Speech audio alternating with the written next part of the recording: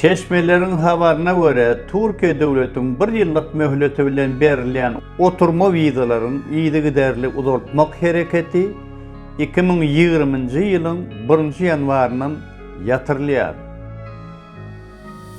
Türkmenistan'ın raýatlary vatandaryna gaýdyp 1 ýyldan soň Türkiýe gelmäge hukuklary var.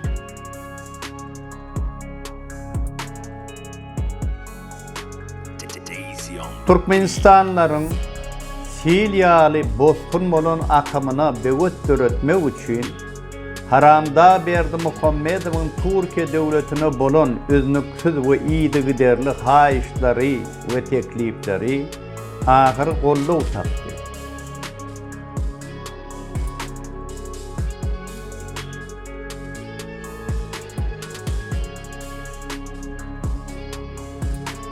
Bu halk behbidine karşı kurulan täzelik ilki bilen Türkiýede nelegal bir kanun ýaşaýan migrantlaryň sanyny artdyrar.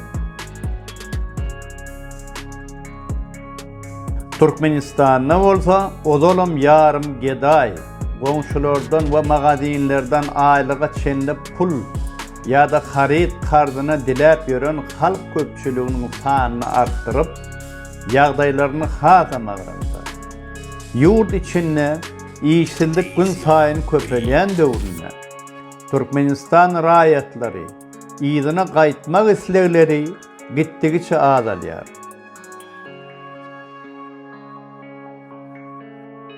Bu pursatdan peýdalanyp Aşgabat aeroportyň migrasiýa gullugynyň işgärleri köp wagtlap ýurdun içine gaýtmadyk raýatlary Milli Howpsuzlyk Ministrligiň gara sanawyna goşýarlar.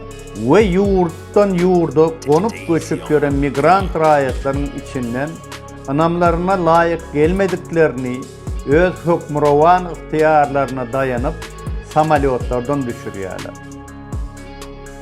Hatda gerek bolsa resmi iş wizasy bar bolan raýatlaram reýsten eglenmän düşürýärler.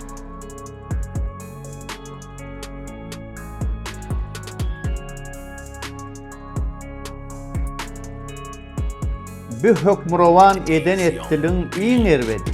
Ýurtdan çykmak gadagançylygyň möhletiniň näwelliligi 1 ýyllykmy, 10 ýyllykmy ýa-da uzak möhletleýinlikmi?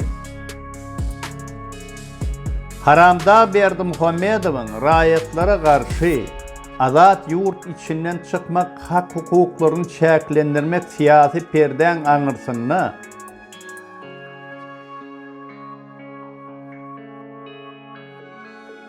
diňe halka talaňçylyk we korrupsiýa derdine sezawar etmekden başga niýet görnür.